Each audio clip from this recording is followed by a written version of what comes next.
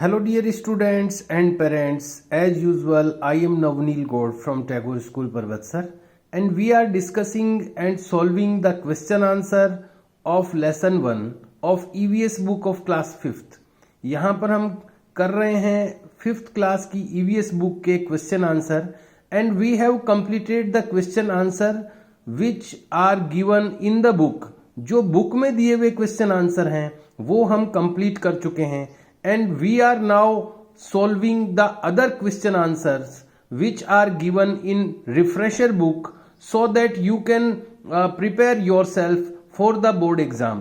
Board exam के लिए आप अपने आप को अच्छी तरह प्रिपेयर करें, इसलिए हम लोग एक्स्ट्रा जो क्वेश्चन हैं जो कि रिफ्रेशर बुक में दिए हुए हैं उनको भी किए जा रहे हैं and I am telling you today the rest of the question which are given in this refresher book. जो बचे हुए क्वेश्चन आंसर हैं जो कि रिफ्रेशर बुक में दिए हुए हैं जो आज हम लोग करने जा रहे हैं and I will also attach the PDF form of this part of this section, part of this question answer section which are I am telling you today.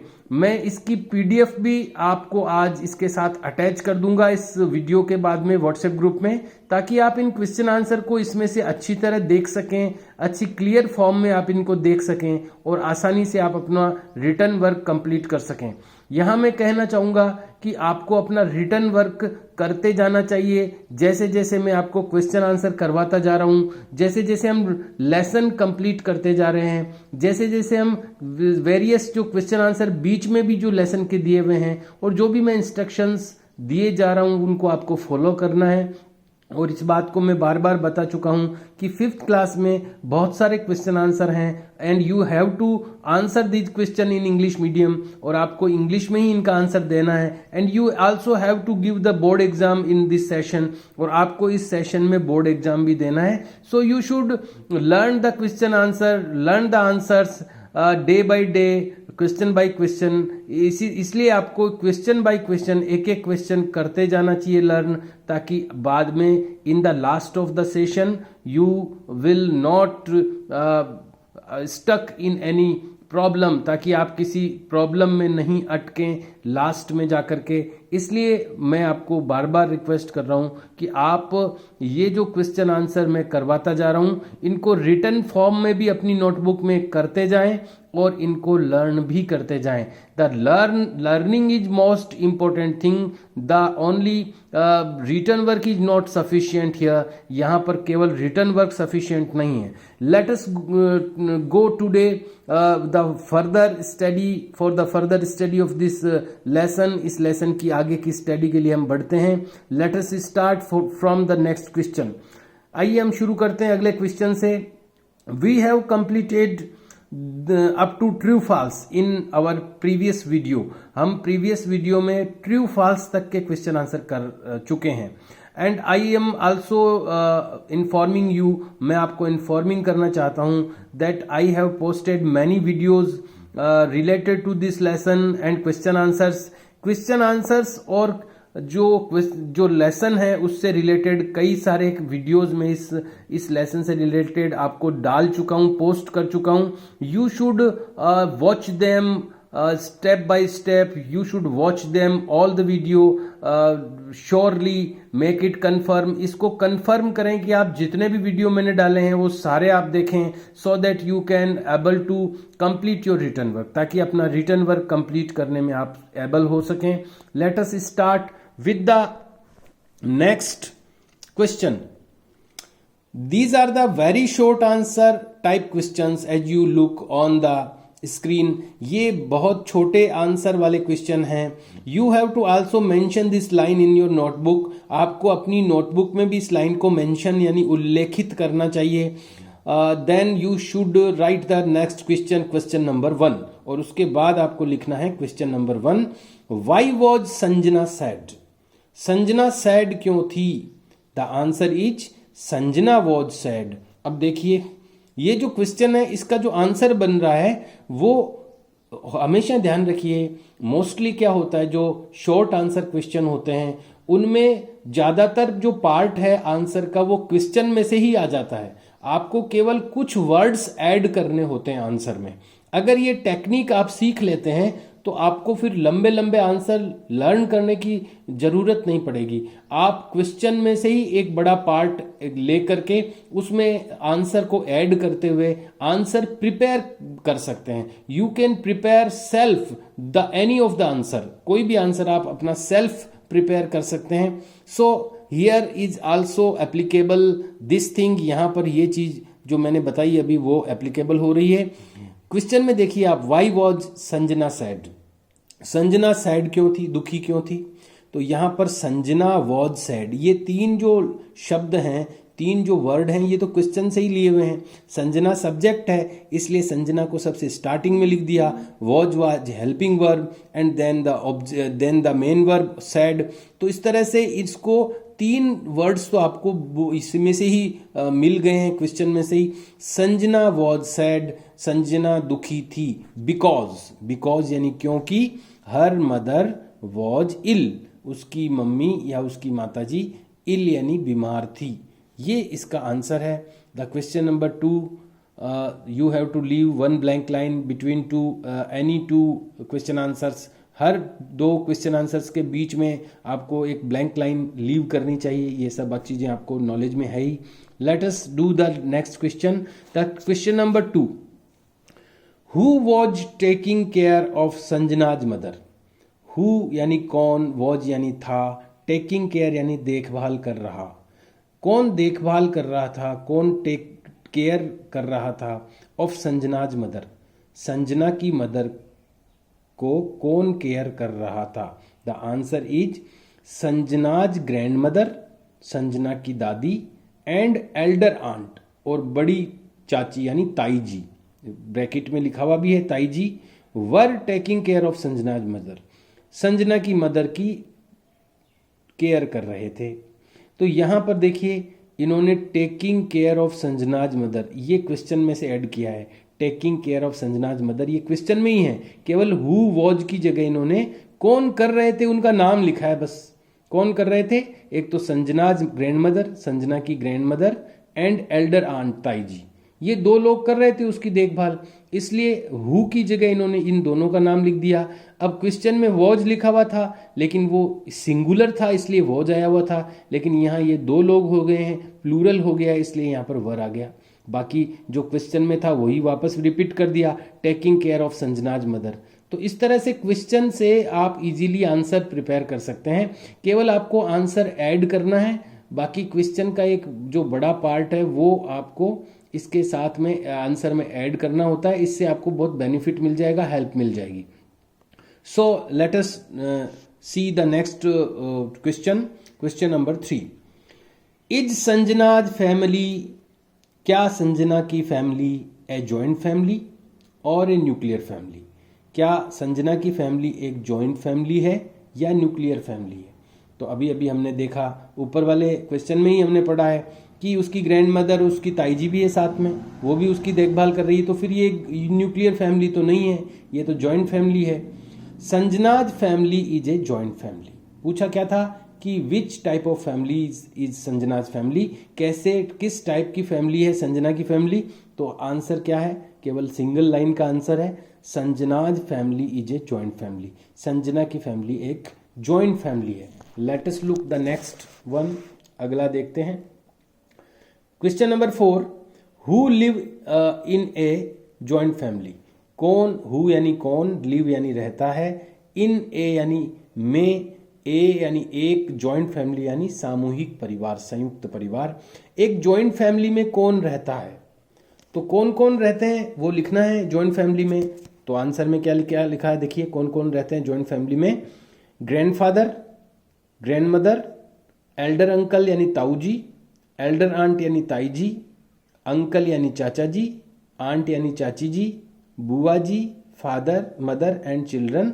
ये तो हो गए जो रहते हैं। फिर लास्ट में क्या लिख दिया? Live together in a joint family. देखो ये चीज क्वेश्चन में भी है, केवल हु की जगह पर जो रहते हैं उन सब का नाम लिख करके फिर पीछे ये क्वेश्चन ऐड कर दिया, क्वेश्चन का ये part, live in a joint family. यहां पर देखिए लास्ट में live together in a joint family, ये कि यही लाइन ऐड कर दी पीछे, किया क्या इन्होंने, केवल हु की जगह पर जो जो रहते हैं उनके नाम लिख दिए, बस बाकी ये क्वेश्चन ऐड कर दिया, क्वेश्चन का ये पार्ट ऐड कर दिया।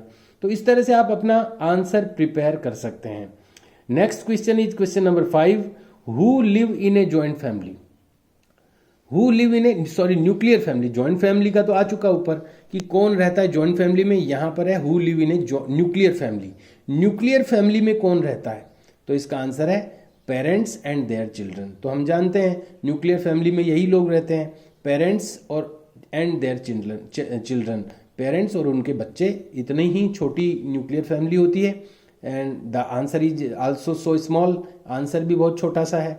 Question number 6 is in a nuclear family, एक न्यूक्लियर फैमिली में children are brought up by whom. Children किसके द्वारा देखभाल किए जाते हैं, ब्रॉट अप का मतलब होता है देखभाल करना। तो इन ए न्यूक्लियर फैमिली, एक न्यूक्लियर फैमिली में चिल्ड्रन आर ब्रॉट अप, बच्चों की देखभाल की जाती है बाई हुम, किसके द्वारा। तो जब न्यूक्लियर फैमिली है तो पेरेंट्स ही रहेंगे उसमें, तो न्यूक्लियर फैमिली में और तो कोई होता ही नहीं है ब्रॉट अप करने वाला, तो यहाँ पर हो जाएगा बाई पेरेंट्स, केवल बाई पेरेंट्स यानी पेरेंट्स के द्वारा। Next question is question number 7, why have families started migrating in cities.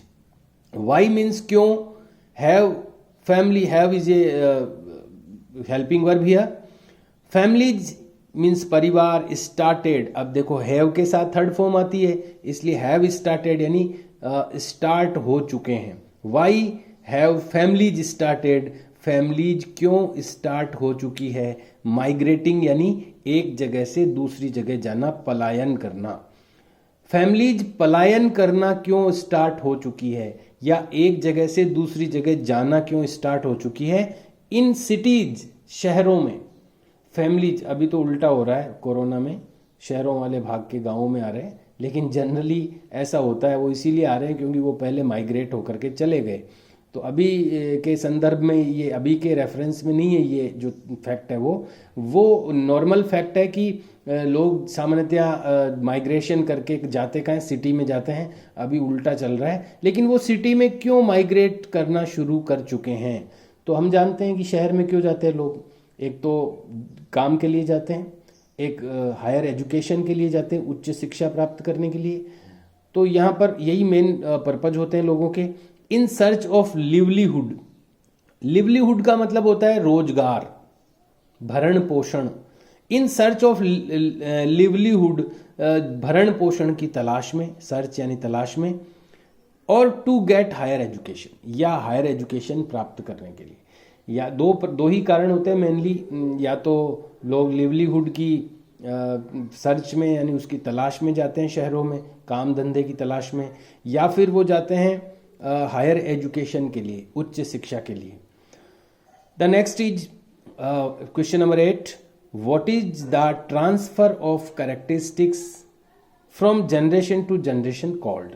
What is यानी क्या है, the transfer of characteristics, characteristics यानी विशेषताओं का ट्रांसफर, ट्रांसफर यानी स्थानांतरण, पहुंचना। ये विशेषताओं का ट्रांसफर क्या है, फ्रॉम जनरेशन टू जनरेशन, एक जनरेशन से दूसरी जनरेशन में जो कैरेक्टरिस्टिक्स का ट्रांसफर होता है वो क्या है, कॉल्ड यानी कहा जाता है।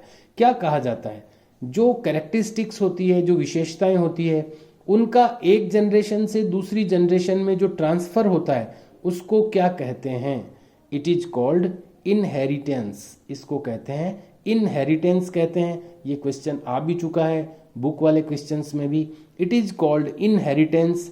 इसको इनहेरिटेंस कहा जाता है जब कोई कैरेक्टरिस्टिक्स, जब कोई विशेषताएं वन जनरेशन से नेक्स्ट जनरेशन में ट्रांसफर होती है। Next one is question number 9, who is called the father of genetics. Father of genetics किसको कॉल किया जाता है, किसको कहा जाता है, Gregor Johann Mendel. he is called as a father of genetics। Genetics यानी वंश विज्ञान, वंशानुगति विज्ञान जो इस तरह का विज्ञान होता है जिसमें ये जो कैरेक्टरिस्टिक्स के ट्रांसफ़र को स्टडी किया जाता है, जो विशेषताएं होती है एक पीढ़ी से दूसरी पीढ़ी में कैसे जाती है, इसको स्टडी किया जाता है। इस तरह की जो साइंस होती है वो जेनेटिक्स होती है। तो जेनेटिक्स के फादर किसको कहा जाता है? Gregor Johann Mendel. The next one is question number 10, who formulated the laws of inheritance. Inheritance के लॉज किसने बनाए? हु यानी कौन, फॉर्म्युलेटेड यानी बनाए, द लॉज यानी कानून या नियम, ऑफ इनहेरिटेंस वंशानुगति के। वंशानुगति के नियम किसने बनाए? तो जो फादर ऑफ जेनेटिक्स है उन्हीं ने बनाए। तो इसमें भी ग्रेगर जॉन मेंडल, इसमें भी वही आंसर है। The same answer is here which is in the above में जो था वही सेम आंसर यहाँ है। तो फादर ऑफ जेनेटिक्स भी ग्रेगर जॉन मेंडल थे, और जो ये इनहेरिटेंस के जो लॉज हैं वो भी इन्होंने ही फॉर्म्युलेटेड किए। The next one is question number 11, on which plant, किस प्लांट पर Gregor Johann Mendel did experiment. On which plant, किस प्लांट पर ग्रेगर जॉन मेंडल, नेम है ये, डिड यानी किए, एक्सपेरिमेंट यानी प्रयोग। किस प्लांट पर, वो कौन सा प्लांट था जिस पर ग्रेगर जॉन मेंडल ने एक्सपेरिमेंट किए? तो वो मटर का पौधा था, ऑन पी प्लांट। पी यानी मटर होता है, ऑन यानी पर। ऑन पी प्लांट, मटर के पौधे पर उन्होंने एक्सपेरिमेंट किए। So the answer is on pea plant, मटर के पौधों पर। And now the question is question number 12, और अब है question number 12, which prize was given. Which यानी कौन सा, प्राइज यानी पुरस्कार, वाज गिवन दिया गया था, to doctor Hargobind Khorana. Doctor Hargobind Khorana को कौन सा प्राइज गिवन किया गया था, दिया गया था? Nobel prize is the answer as we read in the lesson. जैसा कि हम पढ़ चुके हैं लेसन में, डॉक्टर हरगोविंद खुराना को नोबेल प्राइज उनको अवार्डेड किया गया, उनको उससे पुरस्कार दिया गया, उनको सम्मानित किया गया नोबेल पुरस्कार से। The last question of short answer question is question number 13। जो शॉर्ट आंसर वाले क्वेश्चन अभी चल रहे हैं उसमें 13 नंबर क्वेश्चन लास्ट है। लेट अस कंप्लीट इट, इसको आइए कंप्लीट करते हैं। फॉर विच वर्क, फॉर यानी के लिए, विच मीन्स कौन से, वर्क यानी काम, कौन से काम के लिए। अब ये काम को डिस्कवरी यानी खोज भी कह सकते हैं, क्योंकि उन्होंने खोज का काम किया था। डिस्कवरी मीन्स खोज। कौन सी खोज के लिए या किस वर्क के लिए doctor Hargobind Khorana was awarded, doctor Hargobind Khorana को अवार्ड दिया गया, पुरस्कृत किया गया, the Nobel prize. Nobel prize से उनको अवॉर्डेड किया गया, वो किस डिस्कवरी के लिए या किस काम के लिए उनको नोबेल प्राइज दिया गया? The answer is doctor Hargobind Khorana was awarded. देखो ये तो क्वेश्चन में से ही लिया है इन्होंने इतना, तो ये ध्यान रखिए आपकी कौन सा पार्ट हम क्वेश्चन में से ले सकते हैं और क्या हमें ऐड करना आंसर में। Doctor Hargobind Khorana was awarded, doctor Hargobind Khorana को अवार्ड दिया गया द नोबेल प्राइज फॉर, यहां तक का पूरा क्वेश्चन से है। अब क्यों दिया गया? फॉर हिज वर्क, उनके काम के लिए, regarding inheritance of new characteristics. New characteristics यानी नई जो विशेषताएं प्राप्त करता है कोई भी जीव, उनका जो इनहेरिटेंस है वो किस तरह से एक जनरेशन से दूसरी जनरेशन में जाते हैं, उनका इनहेरिटेंस कैसे होता है न्यू कैरेक्टरिस्टिक्स का, इसके बारे में जो उन्होंने वर्क किया था उसके रिगार्डिंग, उसके अनुसार, उसके आधार पर उनको नोबेल पुरस्कार, नोबेल प्राइज से अवार्डेड किया गया। तो ये 13 क्वेश्चन हुए हैं। We have completed the 13 question today of very short answer type question. Very short answer type question हमने 13 क्वेश्चन किए हैं। Students, I am again requesting you to learn them page by page, एक एक page जैसे जैसे हम करते जा रहे हैं आप जरूर इनको लर्न करते जाएं, and also check them by written practice and by written test और उनको चेक भी करते जाएं। रिटन प्रैक्टिस और रिटन टेस्ट से अपना टेस्ट खुद लें, और ये बहुत ज़रूरी है स्टूडेंट्स, क्योंकि अगर आप ये नहीं करेंगे तो आगे ये जो क्वांटिटी है क्वेश्चन आंसर की, वो इतनी ज़्यादा हो जाएगी कि you will not be able for complete learning of all the question answer. सभी क्वेश्चन आंसर को आप लर्न करने में एबल नहीं रहेंगे बाद में। इसलिए इनको अभी से आप करें, सीरियसली लें, और जितना वर्क होता जा रहा है उसको रिटर्न में भी करें और उसको लर्न भी करें। Okay students, do this work complete. We will meet in next video, and we will also start the short or long type questions. There are both of type of questions in next part of this lesson. इस lesson के अगले part में दोनों ही type के question mixing में हमें मिलेंगे। We will complete this lesson and all the question answers in next video. अगले वीडियो में हम इसको कंप्लीट कर देंगे एकदम। इस लेसन का कोई भी कुछ भी बचेगा नहीं, अगले वीडियो में इसको कंप्लीट कर देंगे। Because only 1 page is remaining now, क्योंकि एक ही पेज अब बचा है। We will start the next lesson after that, उसके बाद हम नेक्स्ट लेसन स्टार्ट करेंगे। Okay, till that, till next video, and do your work complete. See you students, and bye.